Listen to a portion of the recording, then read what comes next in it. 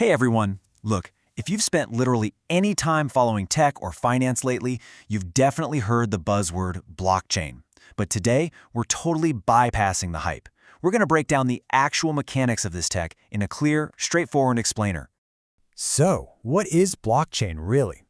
Everyone hears about Bitcoin nonstop, but surprisingly few people actually get the underlying engine that makes it all work. Let's fix that right now. Here's our game plan for this explainer. First, the public digital register. 2, blocks, chains, and hashes. 3, removing the middleman. And 4, looking beyond just cryptocurrency. Let's dive in. All right, part 1, the public digital register. Think of a massive shared digital notebook where absolutely every transaction is written down. But here is the wild part. This notebook isn't locked away in some bank vault. It's shared across thousands of computers at the exact same time. Whenever a new entry happens, boom, everyone's copy updates simultaneously. And the absolute best part? Once it's written in ink, it's permanent. It can literally never be erased. And because this notebook is shared so widely, no single person can just secretly change it.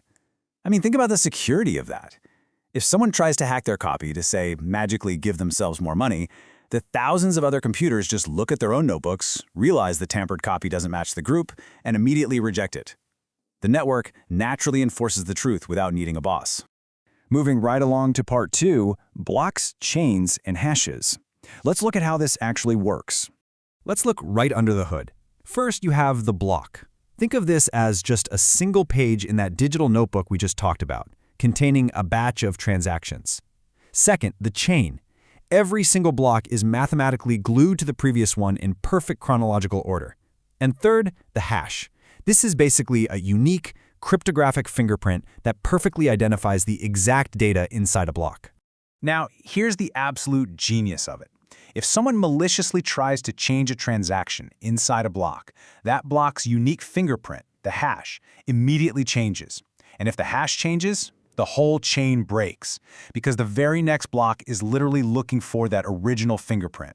The entire system instantly spots the tampering. It's virtually unhackable.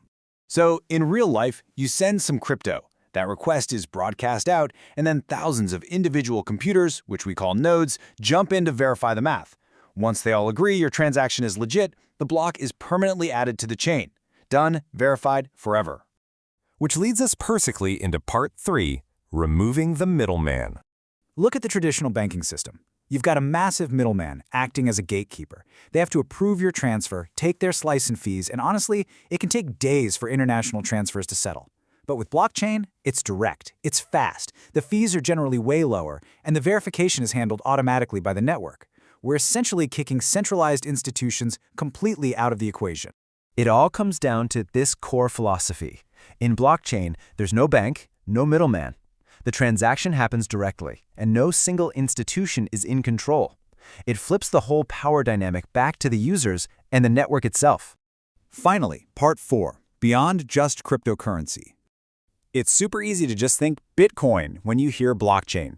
But crypto was literally just the test run. This tech is actively transforming massive global industries.